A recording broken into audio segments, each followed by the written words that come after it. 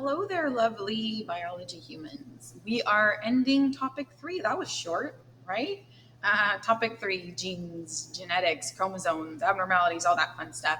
Now we get into kind of like the cool modern applications of genetics and DNA, talking about genetic modification, how we use this in different ways, whether it's criminals, profiling, GMOs, right? So genetically modified organisms, and some cool new advances we like CRISPR and all that fun stuff. So people that are going to be on the field trip, I know it's just a small portion of you guys, we'll be doing a lot of that application in class, but so just have these notes for when you come back. All right, topic 3, genetic modification.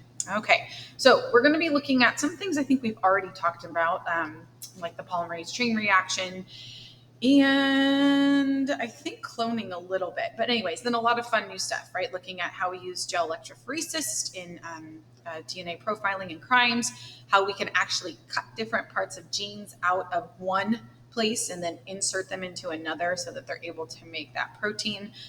Some ethics, right, that go behind those processes, like cloning and gene transfer and all that stuff, and then stem cuttings, right? So outlining all these. Some of the slides we're going to skip, so make sure you pay attention to the ones that you need to skip, ones you need to write down. Okay. All right. We have already talked about polymerase chain reaction, so you do not need to write this down if you already have it. I'm trying to remember when this is a rapid way to copy our DNA. So let's just go ahead right now and put PCR into our notes and do a little like review on the side. So I even think that we copied this down into our notes. Yeah. So put PCR and then we'll review this in class and talk about why that was important. But remember that there's that step where basically we take the denatured, or we denature the DNA in some way, right? And then we create this polymerase chain reaction, right, where the polymerase, which is adding the bases, copies it and creates a lot of different copies quickly, right? So we will just review this in class. But why it's coming back to us now is when we are looking at gel electrophoresis. So gel electrophoresis is how proteins are separated into fragments or cut up into fragments according to DNA based on their size. And then every person has an individual profile. I'll show you here just in a second. All right. So, but in order to do this, right, we need to make more of the DNA. And that's when the PCR comes into place. So we make more of the DNA and then do a process called gel electrophoresis, where there's an enzyme that cuts the proteins into fragments.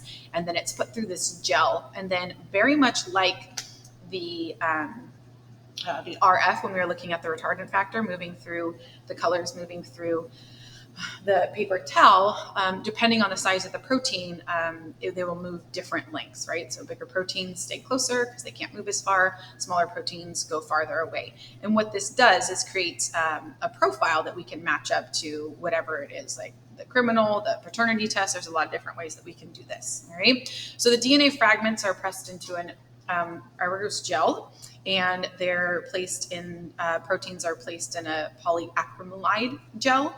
And I don't know if you need to know those two different things. But anyway, the large fragments move slower, right? So here's an actual video. Oh, hold on. Let me get rid of the sound so that's not all.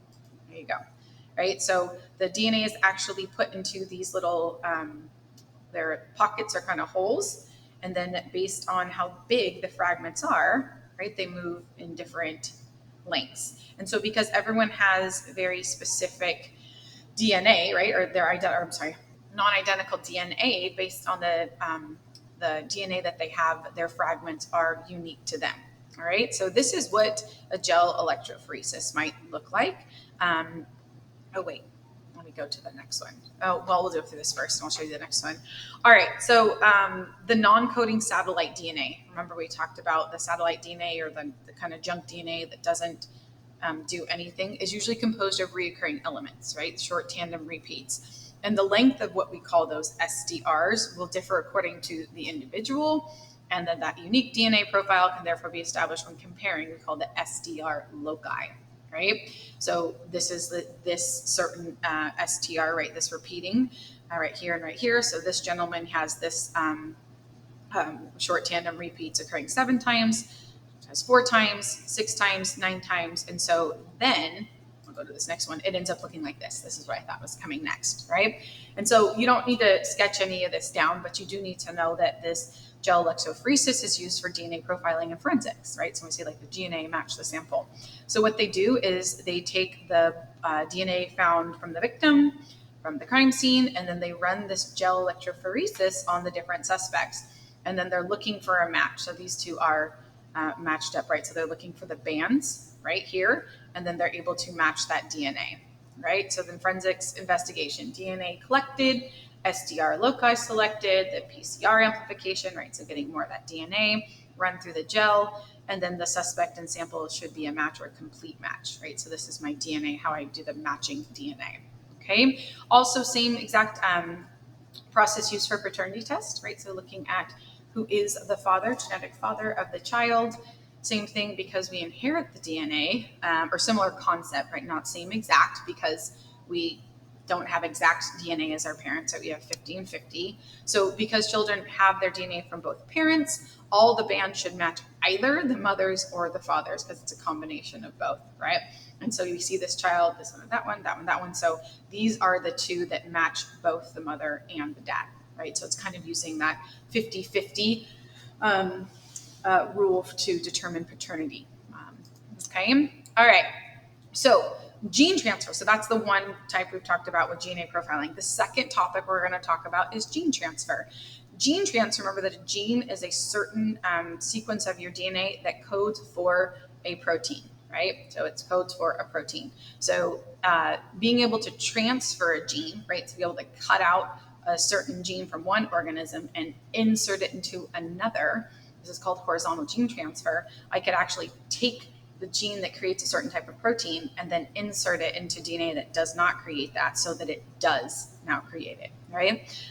There's 4 steps you need to know about in gene transfer, right? So there's DNA extraction. I like when that makes sense, right? So the gene of interest and the vector are isolated. So the virus or the plasmid, we'll talk about that in a second. There's digestion, which is where the gene and the vector are cut with restriction endonucleases. So they're enzymes that actually are able to cut at certain places, right? And then the gene of interest is placed into the vector. I'll show you a picture of this in a second, right? Which is the virus or the plasmid. And then recombinant vector is inserted into a host cell, right? So this is transformation. Go ahead and copy that down, but then let's put this into our margins, right? So let's copy this into our margins, right? So a vector, we were talking about in the last one, right? The plasmid or the virus, 2 different things. So here's a plasmid and here's a virus, right? So we're able to use both as a vector, right? A vector, what we define that as, is a molecular vehicle that's used to carry genetic material into a cell. So this plasmid or this virus is going to carry the information into a host cell, right? So this is the one that's we have the new DNA and we're going to now insert it into a new cell. Remember back in our different types of DNA, plasmid is circular DNA, and it is capable of autonomous gene expression, right? So by itself. This is the inserted part, right? This is the promoter, this is selection marker. So it's got this right here, and it's able to go and insert itself into new cells' DNA. Viruses are another way we talked about genetic, no, not genetic. Where we talk about viruses? Oh gosh.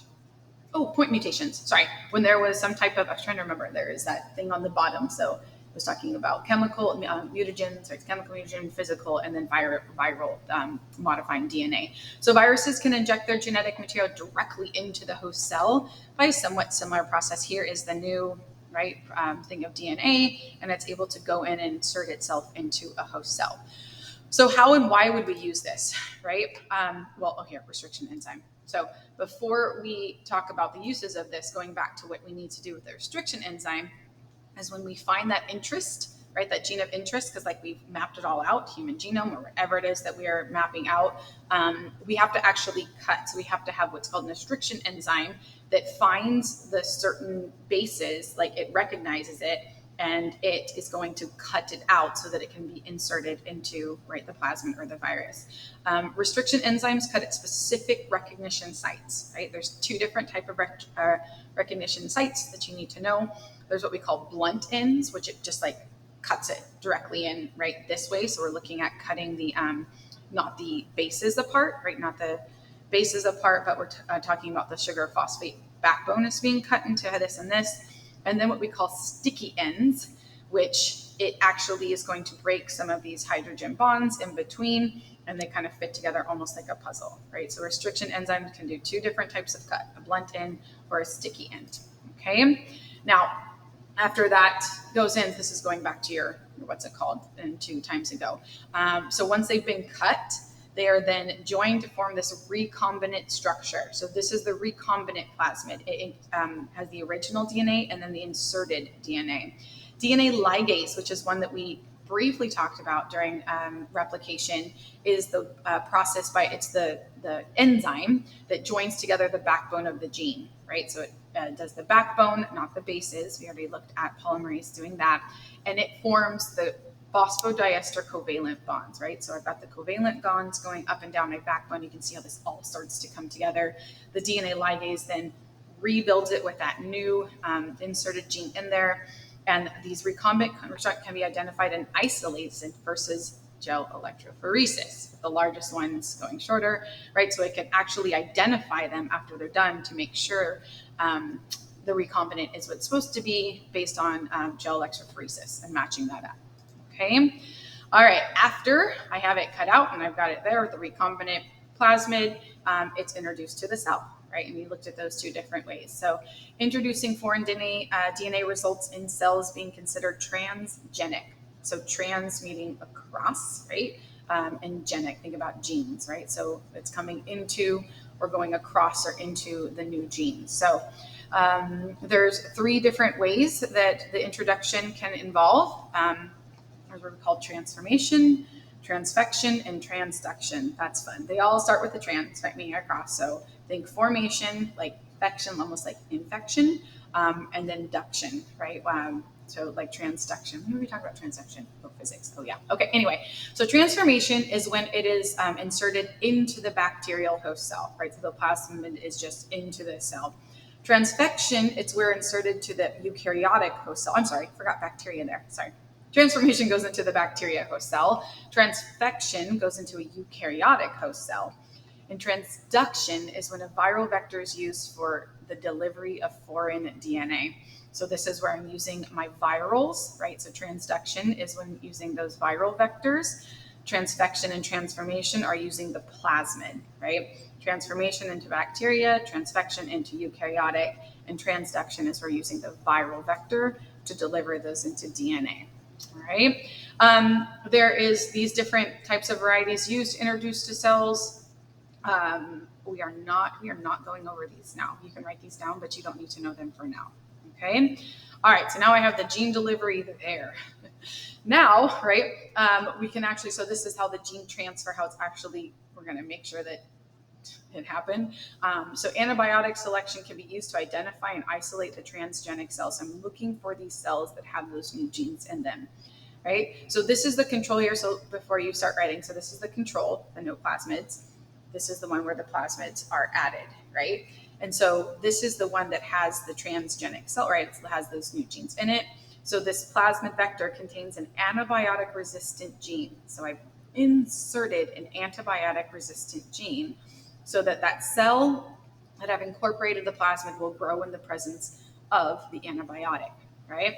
So in this one where I do not have that gene, so I've inserted that gene into this one here, the antibiotics are going to prevent growth of bacteria, right? So I see no bacteria grown in this plate, right?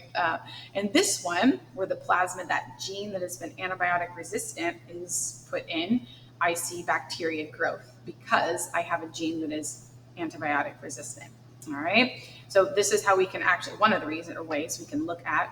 Now let's talk about why we want that, right? Look at, so extract insulin. So right, like here's like, so why would we want to do that, right? Like why would we want to take genes out and put them in different places? We'll end with the lecture with this one right here. So looking at the overview. So one of the biggest examples, one of the earliest examples, and really what I want to say is life-changing for people with diabetes was when we were able to extract the gene for insulin and then create it without, like outside of the body, right? And so insulin used to have to be harvested from different organisms, pigs, cows, things like that. And for people that had diabetes, right, it was in short supply, it was hard to get.